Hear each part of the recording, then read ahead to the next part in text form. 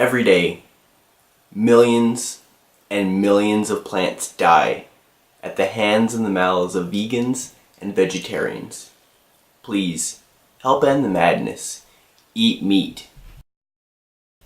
Hey YouTube, it's Taylor with Toting Atheist, and today we're going to talk about my experience being a vegan and why vegans are probably the worst people in the world, even worse than religious people. Okay, so first of all, I tried being vegan for 3 weeks. My goal was 4 weeks, but I found that Asian buffet I talked about in episode 3, and it was great. My first food was a whole plate of meat. Amazing, amazing meat. And being vegan wasn't that bad, actually. I ate a lot of pasta and a lot of beans. You gotta complement your proteins to get actual protein, otherwise you don't build any muscle. And I farted a lot. And it was really cool too, though, because the farts were really nice. You know, you have those really perfect farts. Like, they're not too big because you have a lot of moisture in them. They're not too small. They're really bulky and warm, and just it vibrates your body when you fart. They're good farts. All the fruit, the vegetables, the awesome pasta. I didn't feel any different at all. After I went to the buffet the first time, I had the runs a little bit, but as I later found out, it wasn't the meat. It's because every time I went to the buffet, I had the runs. So, so it's not the meat being bad for me. Excuse me.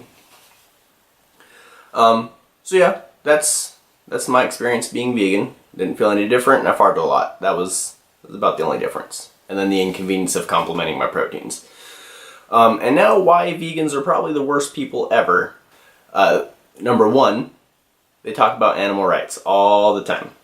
It is entirely possible to farm animals ethically. And it's being done, and it's slowly becoming much more popular. The main problem is resources. If you want to ethically raise a cow, you have to give it so much more land and so much more water, and you have to give it a bath, and you have to hire somebody to give it a massage twice a day, and all these other things. And not only that, but beef is really inefficient. So right now I'm actually boycotting beef. I don't eat beef products, except for milk. I like milk. But I'm trying to transition into more pork, poultry, and goat, because those are meat that you need, and they're a lot more efficient. The smaller the animal, typically the more efficient it is to raise it, because it doesn't cost as much energy to get it up to adult size. Also, biologically speaking, the smaller the animal, usually the faster it reproduces. So you're making up for less mass. And cows consume exponentially more resources than even a basic four-legged mammal like a cow, or not a cow, like a goat or a pig. So, are vegans onto something there? Maybe. But you can always counter it with responsible ecological farming and managing your resources. It's entirely possible. And actually, I read an article recently where insect-based proteins are becoming very popular. Insects are much more efficient to raise, and the protein concentration is quite a bit higher. 1 pound of maggots, fun fact, has 4 times the protein of an equal amount of beef. Yeah. And the other thing about vegans is that they claim to be healthier. Now this is your typical rock climbing hipster vegan that is also a health nut. And that is why, not a health nut cereal, just a health nut. They engage in fitness and stuff like that, and that's their lifestyle. So they've chosen veganism because meat has been known to have higher concentrations of saturated fat than plants, and actually has trans fats, which typically your plant-based foods don't have trans fats.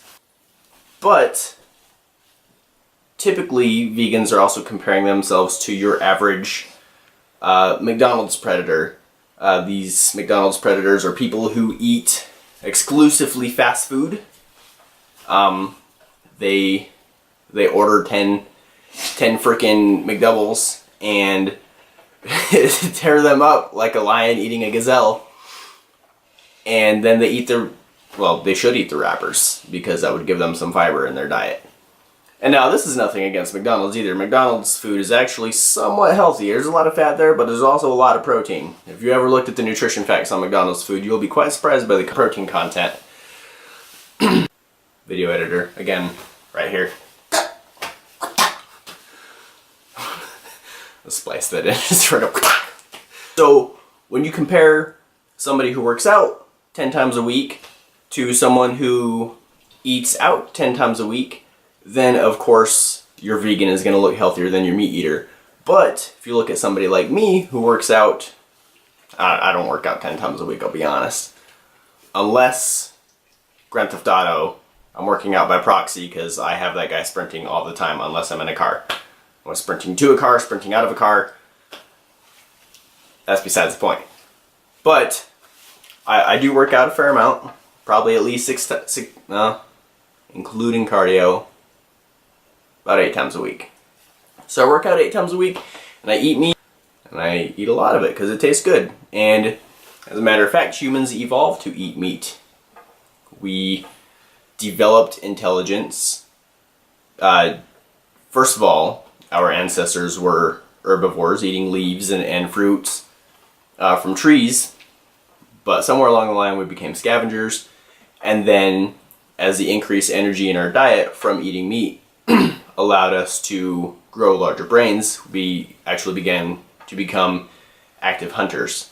And once we became active hunters, then we developed even more intelligence. And this is where we developed several characteristics, such as cooking our food, which denatures the protein, allowing us to digest it, spending less energy digesting it and getting more energy out of it, which also allows us then to develop other things like tools for hunting and social behaviors that, among other things, lead to more efficient hunting tactics. So eating meat is entirely natural for humans. It shouldn't be shunned. Eating meat should not be a bad thing. It's healthy. You get a lot of minerals out of it, and if you observe in nature, specifically oceanographic environments, the accumulation of something like mercury going up the food chain, you can relate that to things like iron, phosphorus, and things that we actually need versus things that are toxic. But they still accumulate going up the food chain.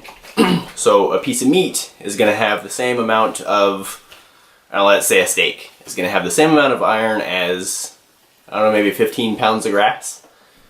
And that's including the water weight as well. And those are just rough numbers, just to give you an idea of the concept. Eating meat has a lot of the minerals that you need, at very high concentrations, I might add. It has a lot of protein, which is, it's important to have protein, but you don't have to have it from animal sources. You can easily get it from plant sources. You do have to complement your proteins, which is kind of inconvenient. But if you have 10 grams of protein from legumes and 10 grams of protein from your grains, then you end up having 20 grams of protein because it adds together. And that's fine. You can do that. But you can have a quarter the mass of food and get your protein that way. And then animal foods also tend to have fat concentrations, which is good because then you're getting higher energy in your food. Contrary to what teenage girls will tell you, you do need body fat. Body fat is really important. It cushions your organs. It gives you energy. When your blood sugar starts dropping, then your body shifts over to fat, which you can get fat from your plant foods. And if you get too many carbohydrates, then your body converts that to fat, and that's fine too. But if you like an efficient diet, then eating meat is a good alternative instead of, having to eat pasta all day long to get your fat content. You can eat half the pasta and get your fiber and stuff, if you're eating whole grain pasta anyway. And then you can also eat your meat, and then you'll get the rest of the calories that you need.